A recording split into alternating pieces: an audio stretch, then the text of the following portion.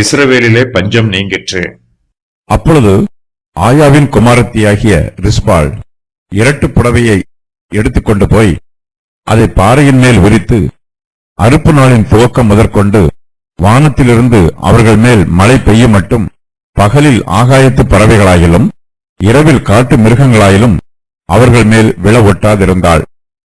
ஆயாவின் குமாரத்தியாகிய ரிஸ்பாள் என்னும் சவுலின் மறுமனையாட்டி செய்தது தாவீதுக்கு அறிவிக்கப்பட்ட போது, தாவீது போய் பெலிஸ்தர் கில்போவாவிலே சவுலை வெட்டின போது பெத்சானின் வீதியிலே தூக்கி போடப்பட்டதும், கீலேயாத்திலுள்ள யாபேஸ் பட்டணத்தார் அங்கே போய் திருட்டளவாய் கொண்டு வந்ததுமான சவுலின் எலும்புகளையும் அவன் குமாரனான யோனத்தானின் எலும்புகளையும் அவர்களிடத்தில் இருந்து எடுத்து அங்கே இருந்து அவர்களை கொண்டு வந்து தூக்கி போடப்பட்டவர்களின் எலும்புகளையும் அவைகளோட சேர்த்து சவுலின் எலும்புகளையும் அவன் குமாரனாகிய யோனத்தானின் எலும்புகளையும் பென்யமீன் தேசத்து சேலா ஊரில் இருக்கிற அவன் தகப்பனாகிய கீசின் கல்லறையில் அடக்கம் பண்ணுவித்தான்.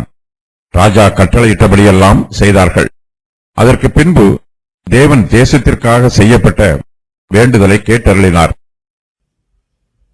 கிபியோனியர் சவுலின் குமாரரை மலையின் மேல் தூக்கி போடுகிறார்கள். அவர்கள் 7 பேரும் மலையில் இருந்து ஒருமிக்க விழுகிறார்கள். செத்துப்போனவர்களின் சரீரம் உடனே அடக்கம் பண்ணப்படவில்லை. தேவனுடைய நியாயத்தீர்ப்பு நிறைவேறும் வரையிலும் அவர்கள் மரித்தவர்களாக விழுந்து கிடக்கிறார்கள். கர்த்தர் சவுலின் மீது தம்முடைய நியாயத்தீர்ப்பை நிறைவேற்றி இஸ்ரவேல் தேசத்திற்கு மறுபடியும் மழையை வரப்பண்ணுகிறார். தேசத்திலே பஞ்சம் நீங்கிற்று. சவுலின் குமாரர் 7 பேரும் கர்த்தருடைய சமூகத்தில் தூக்கி போடப்பட்டார்கள். அவர்கள் கர்த்தருக்கு பலிகளாக செலுத்தப்பட்டார்கள். பலியாக செலுத்தப்பட்டவர்களை அக்கினி பட்சித்து போடவில்லை. அவருடைய சரீரங்கள் வெட்ட வெளியிலே கிடக்கிறது. காற்றும் வெயிலும் அந்த சரீரங்கள் மீது பட்டு அந்த சரீரங்களை பட்சித்து போடுகிறது. கிபியோனியர் சவுலின் குமாரர் 7 பேரையும் வார்கோதுமை அறுப்பு துவக்குகிற அறுப்பு காலத்தின் முந்தின நாட்களிலே கொன்று போடுகிறார்கள். அறுப்பு காலம் மழை காலம் அல்ல, இது மழையில்லாமல் வறண்டு போயிருக்கும் காலம். கிபியோனியர் கொன்று போட்ட 7 பேரில் 2 பேர் ஆயாவின் குமாரத்தியாகிய ரிஸ்பாள், சவுலுக்கு பெற்ற 2 குமாரர் ஆவார்கள். ரிஸ்பாள் வயது முதிர்ந்தவள். தன்னுடைய 2 குமாரரும் செத்து போனது ரிஸ்பாளுக்கு மிகுந்த வேதனையாய் இருக்கிறது. தன்னுடைய வயதான காலத்தில் தன்னுடைய 2 குமாரரும் தனக்கு ஆதரவாய் இருப்பார்கள் என்று ரிஸ்பாள் எதிர்பார்த்தாள். ஆனால் கிபியோனியர் ரிஸ்பாளின் 2 குமாரரையும் கொன்று போட்டார்கள். ரிஸ்பாளின் வருத்தம் கிபியோனியருக்கு தெரியாது. அவருடைய வருத்தத்தை பற்றி தாவீதுக்கும் தெரியாது. ஆனால் தாவீது ரிஸ்பாளின் 2 குமாரரையும் கிபியோனியர் கையில் ஒப்புக் கொடுத்து விடுகிறார். அவர்கள் இவ்விரண்டு பேரையும் கர்த்தருடைய சமூகத்தில் மலையின் மேல் தூக்கி போட்டார்கள். ரிஸ்பாளின் குமாரருக்கு எதிர்பாராத வேளையிலே மரணம் உண்டாயிற்று. ஆனால் ரிஸ்பாள் செத்துப்போன 2 குமாரரையும் கண்ணியமான முறையிலே பராமரிக்கிறாள். கர்த்தர் இஸ்ரவேல் தேசத்தின் மீது மழையை பெய்ய பண்ணும் வரையிலும் சவுலின் குமாரரை அடக்கம் பண்ணக்கூடாது. அவர்கள் தூக்கி போடப்பட்டவர்களாகவே இருக்க வேண்டும். கிபியோனியர் சவுலின் குமாரரை மலையின் மேல் தூக்கி போட்டார்கள் என்று இந்த வசன பகுதியில் சொல்லப்பட்டிருக்கிறது. கிபியோனியர் சவுலின் குமாரரை சங்கிலிகளால் கட்டி தூக்கி போட்டார்கள் என்று வேத பண்டிதர்கள் விளக்கம் சொல்லுகிறார்கள். தூக்கி போடப்பட்டவர்கள் செத்துப்போனார்கள். ஆனாலும் அவர்களுடைய சரீரங்கள் இறக்கப்படவில்லை. அவை சங்கிலிகளால் கட்டப்பட்டு தூக்கப்பட்ட நிலைமையில் இருக்கிறது. இஸ்ரவேல் தேசத்தில் மறுபடியும் மழை பெய்யும் வரையிலும் சவுலின் குமாரருடைய சரீரங்களை இறக்கி அவர்களை அடக்கம் பண்ண முடியாது. சவுலின் குமாரரில் 7 பேர் கொன்று போடப்படுகிறார்கள். அவர்களில் 2 பேர் ரிஸ்பாளின் குமாரர். தன்னுடைய குமாரர் 2 பேரும் மரித்தவர்களாக சங்கிலிகளில் தொங்குவதை ரிஸ்பாள் பார்த்து வேதனைப்படுகிறாள். மழை எப்பொழுது வரும் என்று அவளுக்கு தெரியாது. அவளோ சரீரத்தில் பலம் இல்லாதவள், முதிர்ந்த வயதுள்ளவள். அவளால் தன்னுடைய குமாரரின் சரீரங்களை திருடிச் சென்று அடக்கம் பண்ணவும் முடியாது. தேவனுடைய தெய்வீக பிரமாணத்தின் பிரகாரமாக சவுலின் குமாரர் 7 பேரும் தூக்கி போடப்பட்டிருக்கிறார்கள். தன்னுடைய குமாரர் 2 பேரின் சரீரங்களும் தொங்கிக் கொண்டிருப்பதை ரிஸ்பாள் வேதனையோடு பார்க்கிறாள். அவள் அந்த வேதனையை தாங்கிக் கொள்கிறாள். ரிஸ்பாள் கர்த்தருடைய சித்தத்திற்கு தன்னை ஒப்புக் கொடுக்கிறாள். சவுலின் குமாரர்கள் மரித்து போனாலும் அவர்களுடைய சரீரங்களை பராமரிக்க வேண்டும் என்னும் வைராக்கியம் ரிஸ்பாளின் மனதில் உண்டாயிற்று. அப்பொழுது ஆயாவின் குமாரத்தியாகிய ரிஸ்பாள் இரட்டுப் புடவையை எடுத்துக்கொண்டு போய் அதை பாறையின் மேல் விரிக்கிறாள். அறுப்பு நாளின் துவக்கம் முதற்கொண்டு வானத்தில் இருந்து அவர்கள் மேல் மழை பெய்யுமட்டும் பகலில் ஆகாயத்து பறவைகளாகிலும் இரவில் காட்டு மிருகங்களாகிலும் அவர்கள் மேல் விழ ஒட்டாதிருக்கிறாள். ஒருவேளை ரிஸ்பாளின் உறவினர்களும் அவளுடைய சிநேகிதர்களும் அவளுக்கு உதவி செய்திருக்க வேண்டும். மழைக்காலம் வருவதற்கு இன்னும் 5 மாதம் இருக்கிறது. அதுவரையிலும் ரிஸ்பாள் தன்னுடைய குமாரரின் சரீரங்களை பாதுகாக்கிறாள். பகலில் ஆகாயத்து பறவைகளாகிலும் இரவில் காட்டு மிருகங்களாகிலும் அவர்கள் மேல் விழ ஒட்டாதிருக்கிறாள். தாவீதுக்கு ரிஸ்பாள் செய்தது அறிவிக்கப்படுகிறது. தாவீது அந்த சரீரங்களை எடுத்து வந்து பென்யமீன் தேசத்து சேலா ஊரில் இருக்கிற அவன் தகப்பனாகிய கீசின் கல்லறையில் அடக்கம் பண்ணி வைக்கிறார். ரிஸ்பாளின் குமாரர் மரித்து போனது எல்லோருக்கும் தெரிந்திருக்கிறது. கிபியோனியர் அவர்களை கர்த்தருடைய சமூகத்தில் மலையின் மேல் தூக்கி போட்டார்கள். பாவத்திற்கு தண்டனையாக ரிஸ்பாளின் குமாரர் கொல்லப்படவில்லை. அவர்கள் ராஜாவுக்கு விரோதமாக கலகம் பண்ணவில்லை. சவுலின் குமாரர் 7 பேருமே தங்களுடைய தகப்பனாராகிய சவுலின் பாவத்தின் நிமித்தமாக இங்கே கொல்லப்பட்டிருக்கிறார்கள். சவுலின் குமாரர் கொல்லப்பட வேண்டும் என்பது கிபியோனியரின் விருப்பமாய் இருக்கிறது. அவருடைய விருப்பத்தை தாவீதும் அங்கீகரிக்கிறார்.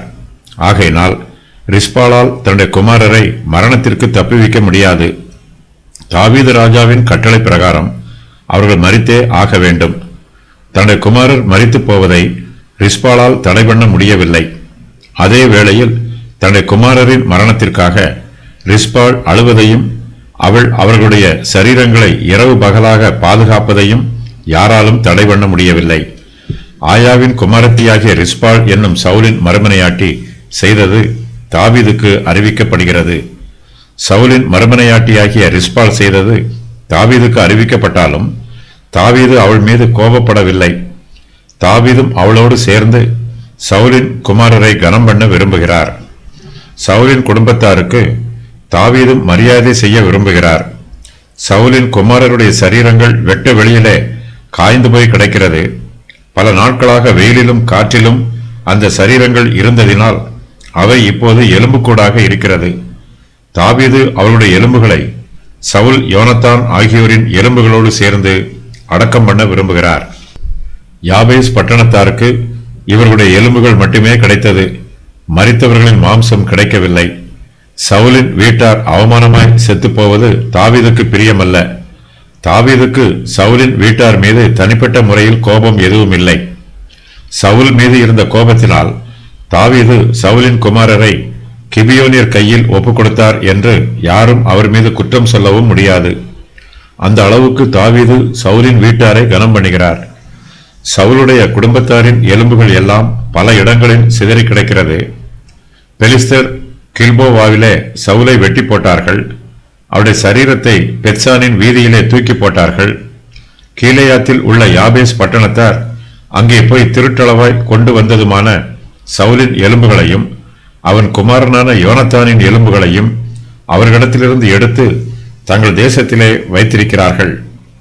பெலிஸ்தர் சவுலுக்கு செய்ததை கீலேயாத் தேசத்து யாபேஸ் பட்டணத்தார் கேட்டபோது அவர்களிலே பலசாலிகள் எல்லோரும் எழுந்து இரா முழுவதும் நடந்து போய் பெத்சானின் அலங்கத்தில் இருந்த சவுலின் உடலையும் அவன் குமாரரின் உடல்களையும் எடுத்து யாபேசுக்கு கொண்டு வந்து அவைகளை அங்கே தகனம் பண்ணி அவர்களுடைய எலும்புகளை எடுத்து யாபேசில் இருக்கிற தோப்பிலே அடக்கம் பண்ணினார்கள். 1 சாமுவேல் 31:11 முதல் 13 வரை. தாவீது கீலேயாத்தில் இருந்து சவுலின் எலும்புகளையும் யோனத்தானின் எலும்புகளையும் கொண்டு வந்து தூக்கி போடப்பட்டவர்களின் எலும்புகளையும் அவர்களோட சேர்க்கிறார். சவுலின் குடும்பத்தாருடைய எலும்புகளையெல்லாம் தாவீது ஒன்றாய் கூட்டிச் சேர்க்கிறார். தாவீது அந்த எலும்புகளை பென்யமீன் தேசத்து சேலா ஊரில் இருக்கிற சவுலின் தகப்பனாகிய கீசின் கல்லறையில் அடக்கம் பண்ணி வைக்கிறார்.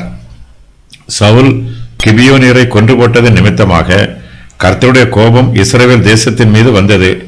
கிபியோனியர் சவுலின் 7 குமாரர்களை கொன்று போட்டதினால் இஸ்ரவேல் தேசத்தின் மீது தேவனுடைய நியாய தீர்ப்பு நிறைவேறிற்று. கர்த்தருடைய கோபமும் நீங்கிற்று. ஆகையினால் சவுலின் குமாரர் தூக்கி போடப்பட்டாலும் அவர்களுடைய சரீரங்களாக கருதப்படவில்லை. வானத்திலிருந்து அவர்கள் சரீரங்கள் மேல் மழை பெய்தது. இஸ்ரவேல் தேசத்தின் மீது மழை பெய்த பின்பு தாவீது அவருடைய எலும்புகளை எடுத்து பென்யமீன் தேசத்து சேலா ஊரில் இருக்கிற சவுலின் தகப்பனாகிய கீசின் கல்லறையில் அடக்கம் பண்ணுகிறார். தாவீது அங்கே அவருடைய எலும்புகளோடு சவுலின் எலும்புகளையும் யோனத்தானின் எலும்புகளையும் சேர்த்து அடக்கம் பண்ணுகிறார். தாவீது ராஜா கட்டளையிட்டபடியெல்லாம் இஸ்ரவேல் ஜனங்கள் செய்கிறார்கள். அதற்கு பின்பு தேவன் தேசத்திற்கு செய்யப்பட்ட வேண்டுதலை கேட்டருளுகிறார்.